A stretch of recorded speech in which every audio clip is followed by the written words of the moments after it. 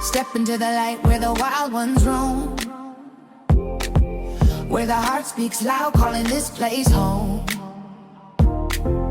We break the rules, we paint the sky, ridiculously you, we were born to fly. Ooh, it's ridiculously you. Hey everyone, this is Julie May and the Ridiculously You podcast. Today's guests are two generations of bold, brilliant trailblazers.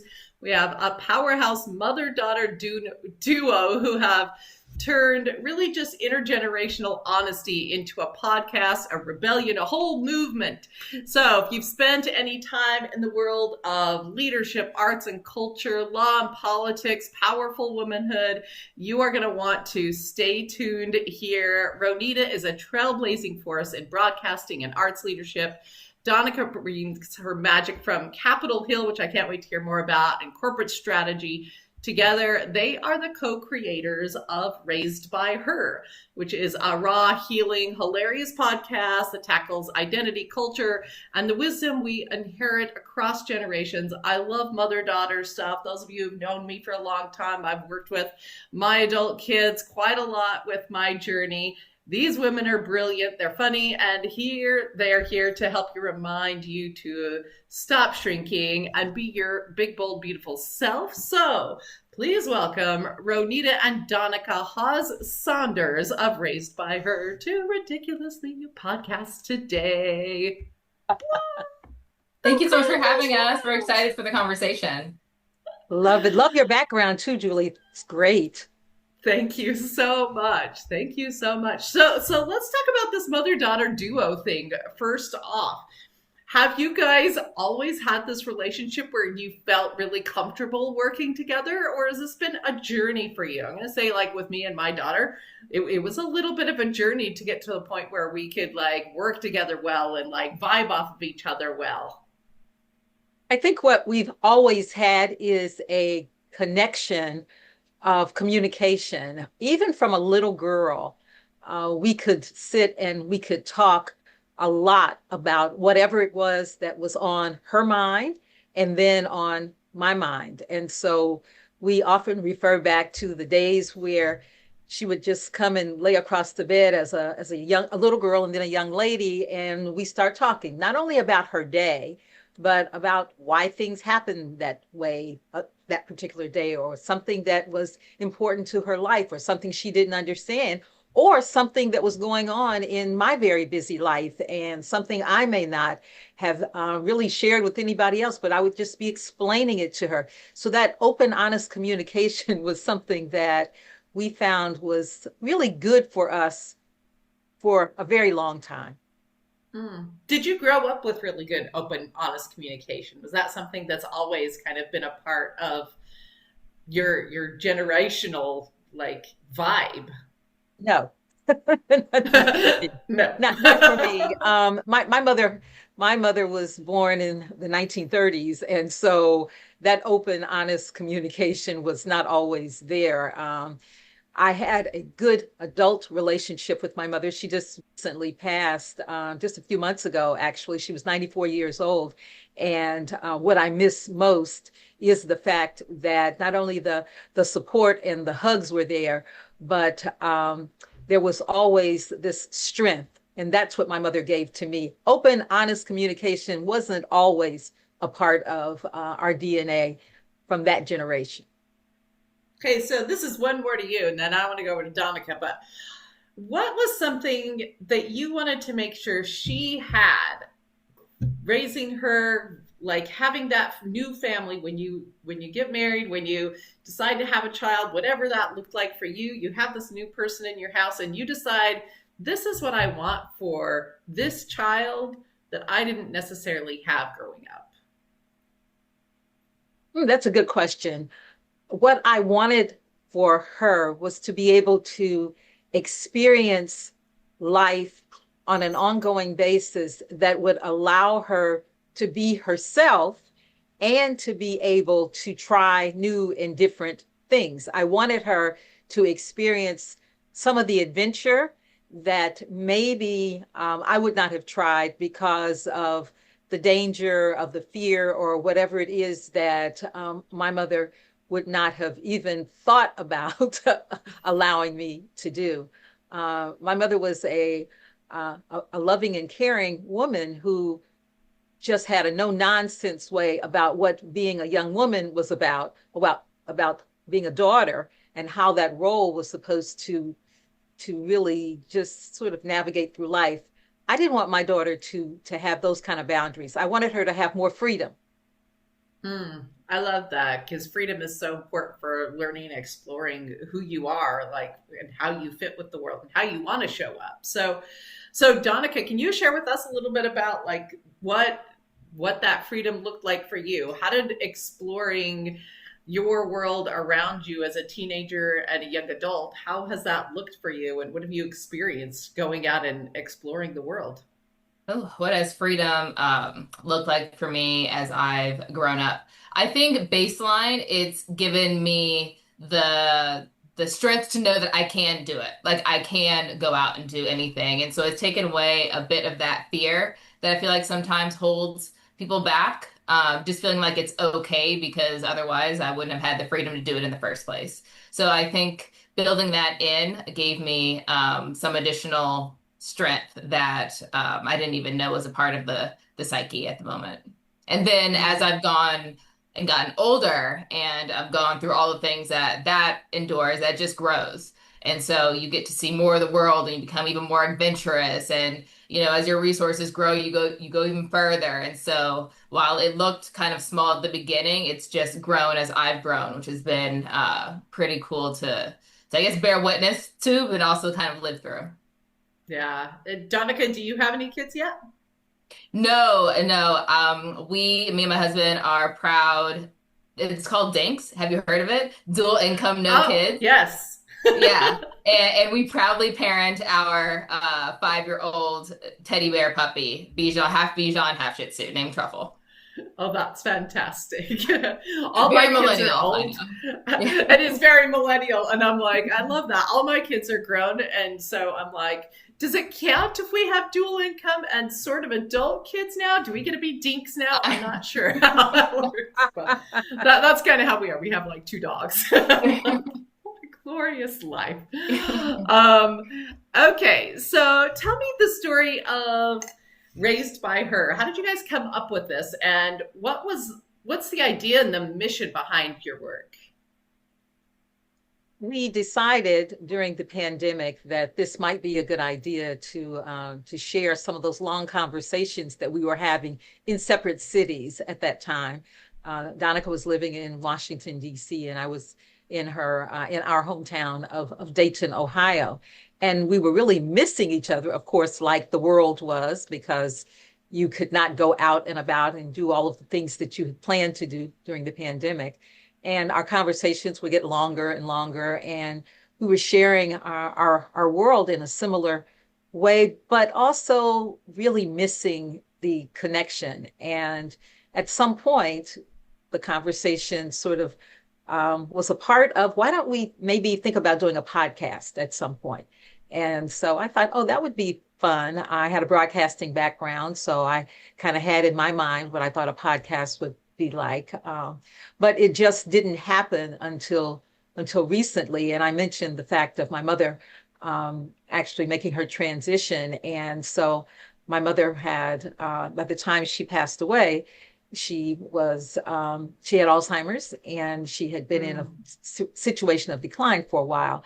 And so the time frame, what I said to Donnica was the time frame that I had been spending caregiving and taking care of mommy, I am going to now spend towards doing something that we had talked about doing. So are we ready to do the podcast? Now, she mentioned it several times in years past, and she said, well, when you're ready, we're ready. So I think it was really, the time was right for me because I could take some of those legacy lessons and be able to not only share them with my daughter, but also share them with the world. So the timing was good. And we've now moved forward with it. Love that. So what are some of those legacy lessons?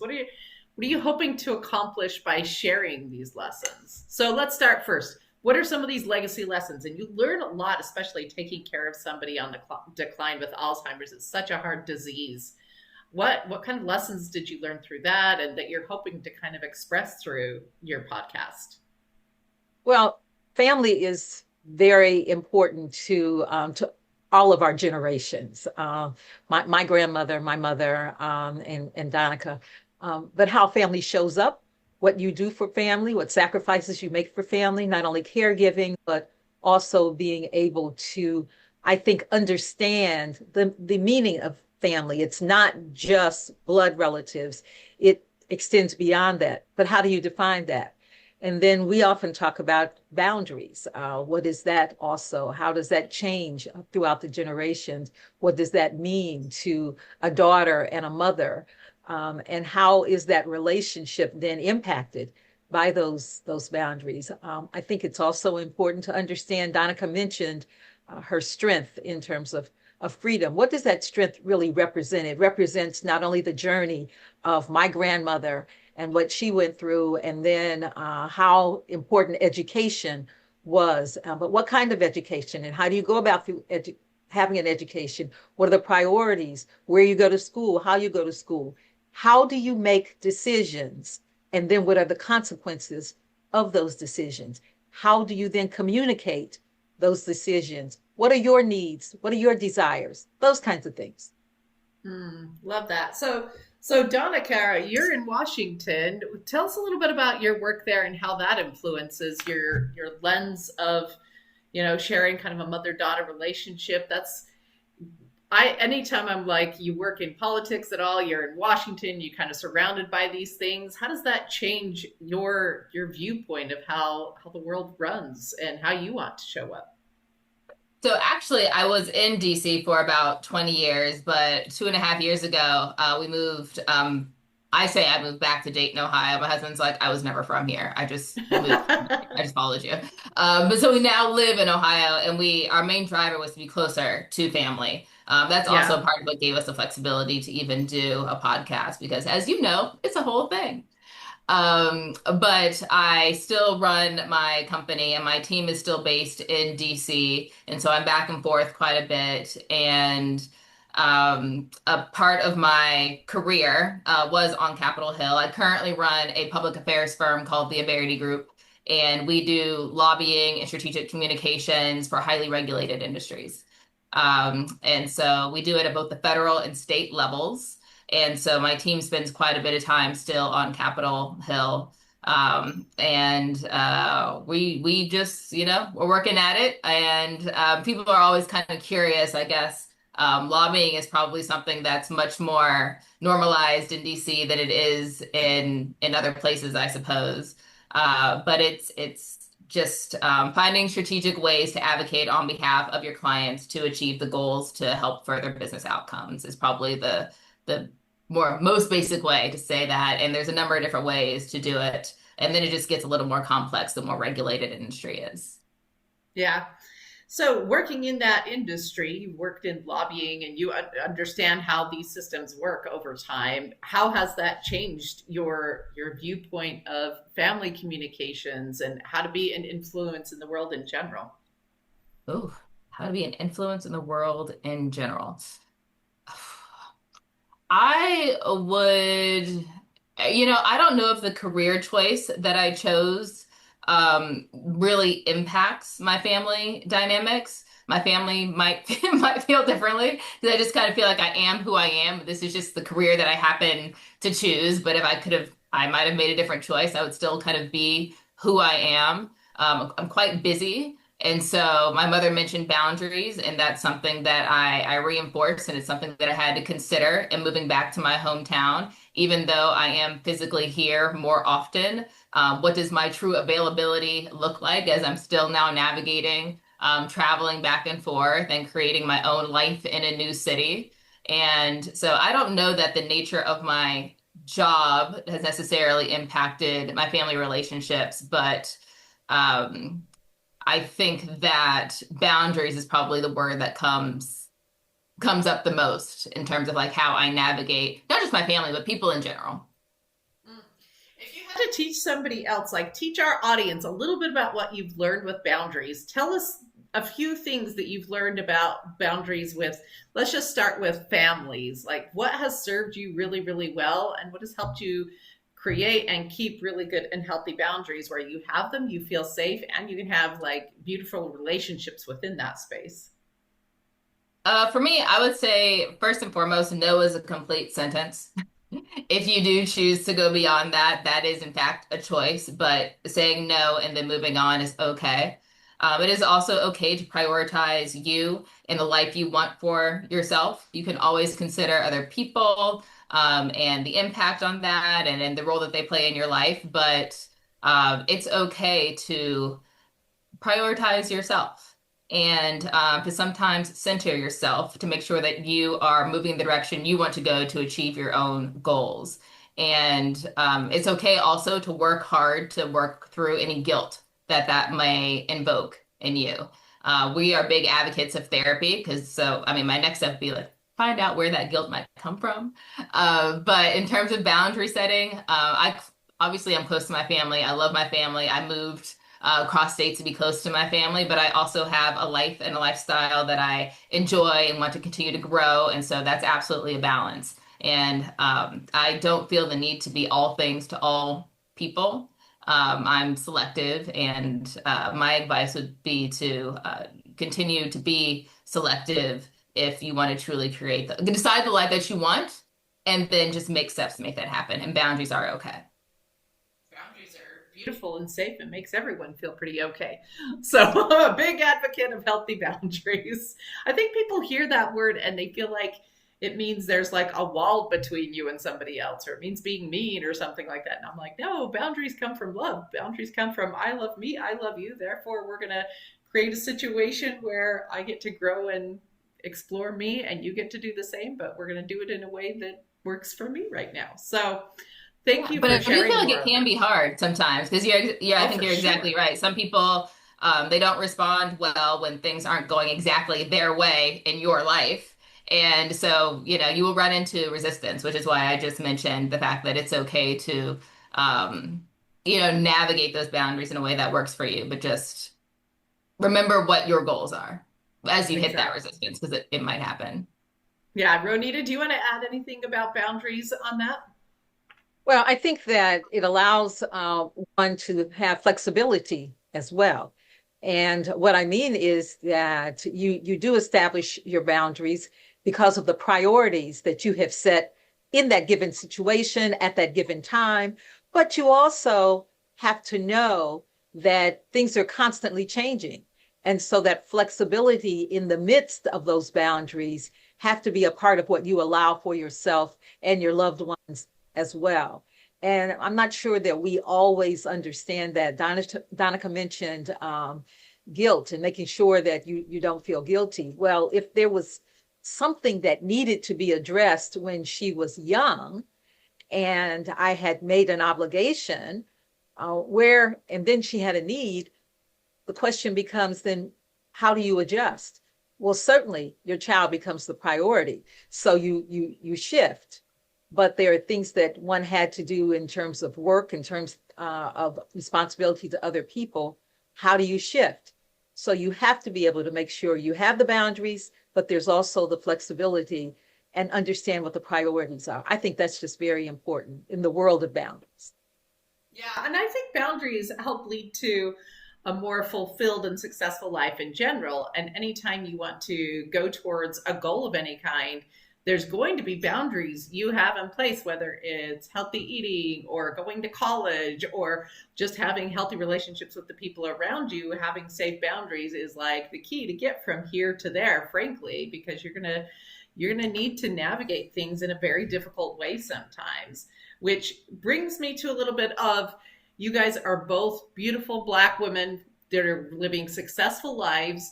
You've reached I'm imagining some really big goals from what I could read on your intake forms and on your bios and all the research I've done. I'm like, you guys are freaking rock stars in America, like living these big, beautiful lives.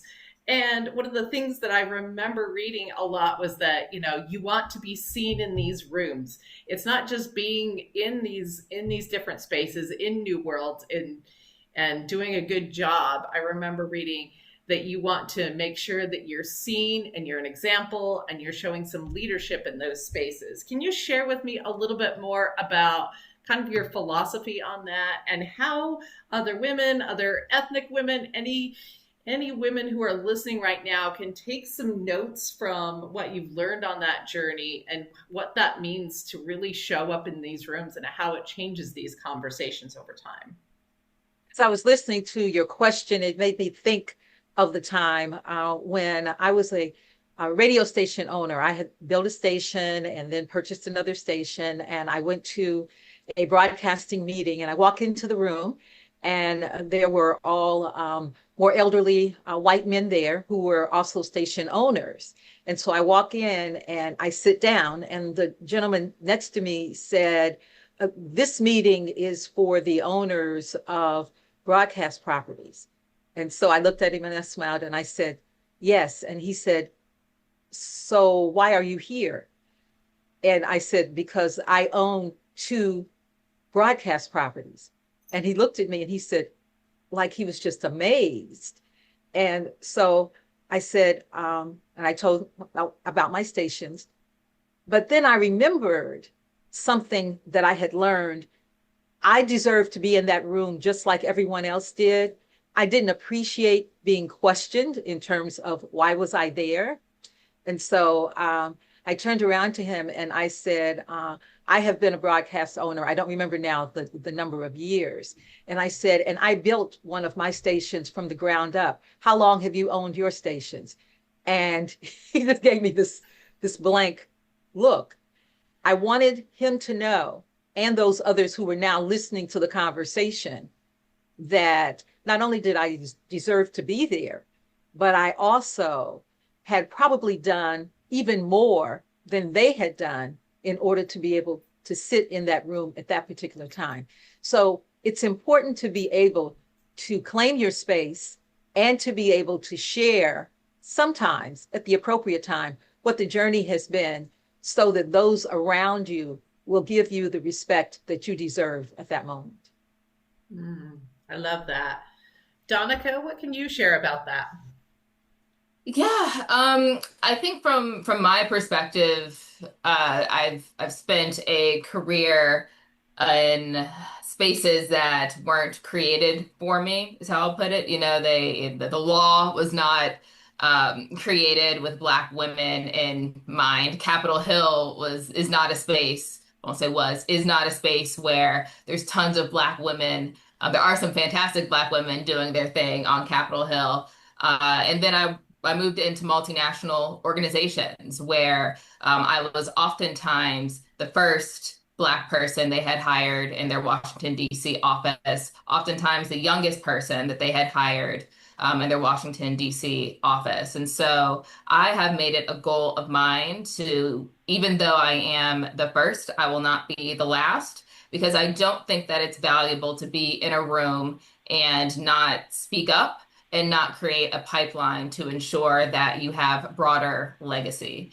And so leadership to me means doing all of what you must do, as my mother talked about, to get in the room, but then to create space and create pipelines. So when you move on to do other things or bigger things or whatever it is your heart desires, that there is space for others to come behind you. And that is also a part of my success story. I have not done anything alone. I have some fantastic mentors and sponsors that advocate for me in rooms that I'm not in. And so I just want to make sure, and it's on the top of my mind at all times, that I am doing the same for the next generation coming behind me.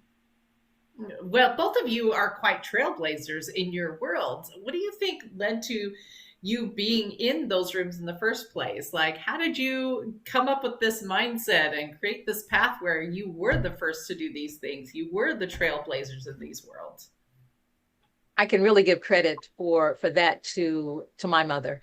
My mother was one of 11 children. She was 4 foot 11 inches tall, but she thought like someone, as she say, 7 feet tall, and she walked into spaces as a young Black woman, taking her place and her space. She truly believed that preparing yourself, having a good education was important, and that gives you not only the knowledge that you need in order to do something that hadn't been done, but also, to Donica's point, making sure that there would be individuals who would follow. And so I believe that her lessons of not only walking into that room and that space, but taking her place and space allowed me to see her do that time and time again. She was a civil rights activist, and so participating in marches and going places and having her voice heard, then I think gave me the permission to be able to do that, and then I could pass that down to my daughter as well. I think the lesson of someone has to do it. Someone has to be able to be the first, and then be able to not only deal with the consequences, but also make sure that there are opportunities for the foreseeable future. So I'll tell you one very short story. When I was 7 years old, we moved into an all-white neighborhood. My parents were in real estate. My mother was one of the few Black women in our community that owned her own real estate company. My parents were both involved in real estate. We move into this white community, and we're only one of a couple of Black families there. I go into a school. I am the only Black person in the school at that particular time. And my mother had to come to the school and had to talk to the principal and talk to the teacher about my right to be there in a public school. That example of not only doing something that hadn't been done before, but the fact that someone has to do it. And there are many, many stories in history and many other instances where that was the case. But you learn from your history, and you know that you can do it because others have done it. But you also know that in that place and space, you need to be the one who can step up. That's a lifelong lesson that I believe today is very important. And I try to pass that along, and have passed it along, I believe, to my daughter. Mm. So when it became time to like go to college and things like that, did you have money to do that? I know one of the things people say a lot is like, yeah, but where's the money? Where's the resources? I come from the projects. I come from here. I come from there. Like I grew up in a family where education just wasn't important. We were told that women belong in the home and they belong raising children, and college is not for you. I went anyway, but it was like later on, and I did it all on my own. And we do hard things sometimes, right? Once we like get it under us. So I guess the question is, what would you say to somebody who's out there going, I just don't have the resources. I don't know how to do it. What would you say to that person? They don't have the example. They don't have the resource. They don't even know where to start to do something that looks different in their life. I was blessed to be able to have the resources because of the priority that my parents had made in terms of education. So not only because of their real estate business, but also because of the investments that they made in terms of the real estate industry. And so the money for me to go to college was set aside. Also, I had to work. Had to work to go to college, had to work when I was in college. And so it was something that was a priority. At the time that I was working, I understood how much it cost. And so I came out of school in 3.5 years. And so I was able to save money from that second semester and then put it towards graduate school. So I indicate that that was the path and the priority. And I will also say that Donica's dad and I wanted to make sure that she had resources to be able to go to school. Now, to answer your question about those people who say that I can't, the absolute opportunity is there today. You just have to have the will to figure it out. There are definitely scholarships, many of them that really that go unused today. There are many people who will help you. Mentioning mentors, when Donica said that, it made me think of the people who have not only put a lot into me in terms of advice, but also given me the opportunity. So to those people who haven't figured out a way yet, go and talk to people, ask the questions. It's not an easy road. it's not a road that everybody is necessarily going to want to take, but the journey is worth it for whatever your individual goals are. And so I say that you can figure it out if you do the work, if you do the research, and if you ask the right people on an ongoing basis the right questions. For sure. And like when I went, like I said, it was later. I had kids in the house already, and I found a bunch of grants. There was all kinds of resources that I had no idea existed until I went into the college and just asked what was available. Like how does one even do this? So like if I'm going to add my two cents to it, it's like start with the aspiration, start with what you want to do, and then go in and see what's actually possible, because there's probably a lot of things possible. There's scholarships, there's grants, there's all kinds of things probably possible that until you go in and start walking that road, you don't even know are there. And like one of the things I say about goals all the time is sometimes all you need to know is this is the outcome I want. I want to go in this direction. It's like walking into a dark tunnel, and you just have to kind of start putting one foot in front of the other, and things start appearing in front of you, but it doesn't start coming open unto you until you start like walking that little path. And there has to require a little bit of faith and a little bit of moving forward on your path to have those things become available to you. True. Just to piggyback off of what both of you have said, I cannot remember who said this quote, but it's something I think about. And it's, if no stops you, you didn't want it in the first place. Yeah. And so and also like choose your hard. It's really hard to go after your goals and to achieve your dreams. It's also really hard not to. So choose your hard. It's your decision. It's on you. Go for it. And to your point, Julie, when you start to go after your goals, opportunities will show up for you in different ways that are so unexpected that you can't even fathom. Yeah, I love that you said choose your heart, because if my kids are listening right now, they're going to be rolling their eyes, because that is the thing I taught them like from the time they were little was choose your hard. There are things that are going to be hard. Do you want this variety of hard or this variety of hard? You're going to choose what it looks like, because that's what it is. Okay, you two, are you ready for a lightning round? Yeah.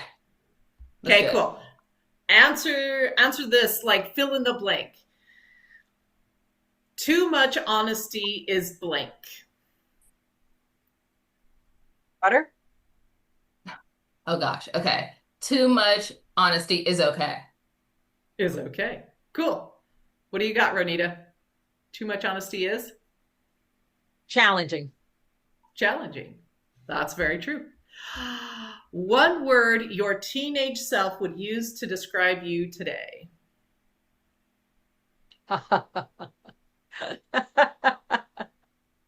I'm laughing because one word, okay.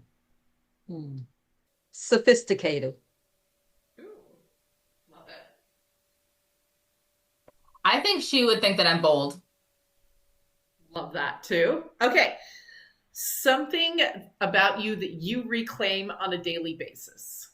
Like you wake up and you're like, I am reclaiming that today. Donnica first. Ooh. What do I reclaim on a daily basis? In one word? Me. Gratitude. Okay, tell me a weird family tradition. Oh, I name my cars and talk to them. What's your current car? Or like one of them? Jag. Jag. Love that. Okay, Donnica. That's so funny because I'm like, what's weird about it? I don't. Well, her name is Jacqueline. I'm like, the car's okay, name is Jacqueline. what's the weird thing? Jacqueline is the name of the car, but I just call Jacqueline short for Jag. And I always have, ever since my first cars. Recipes. I have some recipes that weird people out. Yeah. What's your weirdest recipe? Oh, it's a sandwich. So let me just give like a little context. I know this is supposed to be short, but real quick.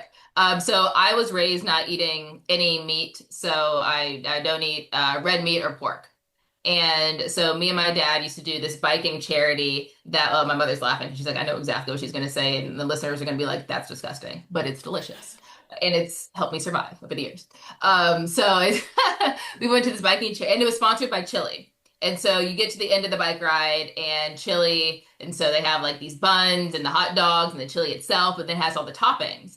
But I couldn't have the meat. So, but I was hungry because I just biked for 30 miles. And so I was like, well, just give me what you have. So it was a bun with cheese, like all the big cheese, and then onions and hot sauce.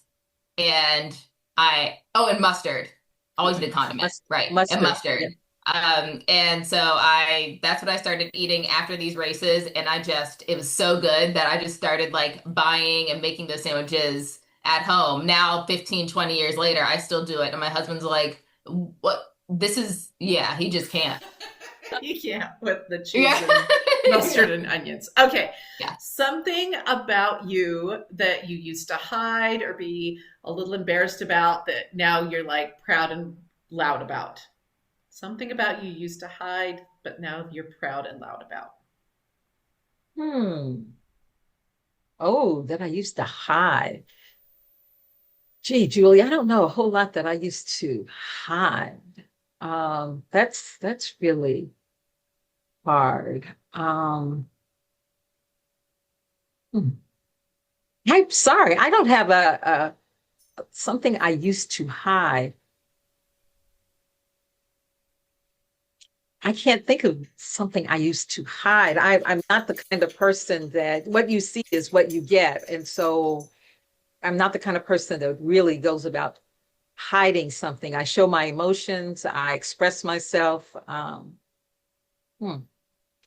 sorry, I don't mean to draw a blank here, but I what you see is what you get. But that's the best way for me to describe that. Sorry. I love that. I love that. Donnica, can you think of anything? Yeah, I wish I had something a little more like deep and philosophical, but I have this mole on the bottom of my foot that I used to be super, super self-conscious about, but it would only be visible when I was, again, like young in gymnastics and stuff. This is the bottom of my foot. And then I got to an age where I was like, what do I care? So I don't know if I used to hide it per se, but I was self-conscious about, oh, can you believe it? A mole on the bottom of your foot. Who even sees that? And then eventually I got to a point where I'm like, there's other things to worry about in life besides this one thing. Fantastic. Okay, when you walk into a room, what do you want people to feel? I am prepared. I'm showing up, I am here, and I am prepared. If it's a meeting, if it's a place that I have chosen to be in, I am prepared. So I'm not going to waste your time. And I truly hope that you're not going to waste my time and you not be prepared for the reason why we are coming together in this room. I love that. Inspired. That brings me to our last one of this. What does raised by her mean? What does that mean? What do you want people to feel or experience with raised by her? Daughter? That you can have the life that you want for yourself, and that there are lessons and wisdom and women out there that will support you. And so if you do have a mother that you can lean on, outstanding. But if you don't, that's okay too, because there are other women out there that want to support you and want to show you what's possible. Anything you want to add to that, Ro Nita? We are known for not only our honest and open communication, but also we are absolute advocates for self-care. So take care of yourself mentally, take care of yourself physically, and take care of the future you, because then and only then can you live your best life. So if that is all of your vibe listening out there, where can people find you guys? On all audio platforms and on YouTube. Please feel free to subscribe and like at Raised by Her podcast. And the link will be in the description, so we're going to make it really easy. Additionally, if you're just listening right now and you can't get to the link, Raised by Her, pretty easy to remember. Thank you so much for coming on, Ro Nita and Donnica. You guys are inspiring. You're poised. You're gorgeous. You're just, I do feel like you came in prepared. You came in and inspired us. So I appreciate you guys being leaders in the space. Because like you said, somebody has to do it. Why not me? Why not us? Why not you guys listening? Go be the first person in this space. Go show up and show people that you deserve to be in those rooms, because you do. So this was amazing. Go follow, like, download. Downloads are important in podcasts, guys. Raised by Her podcast on all the platforms. And don't forget to share this episode, like and subscribe. This has been Julie with Ridiculously You, reminding you that it is time to love even the ridiculous parts of yourself. And with that, we're going to talk to you later. Bye-bye. Share the spark, take it higher. Hit subscribe, bring a friend. Let the wildness never end. Tap in,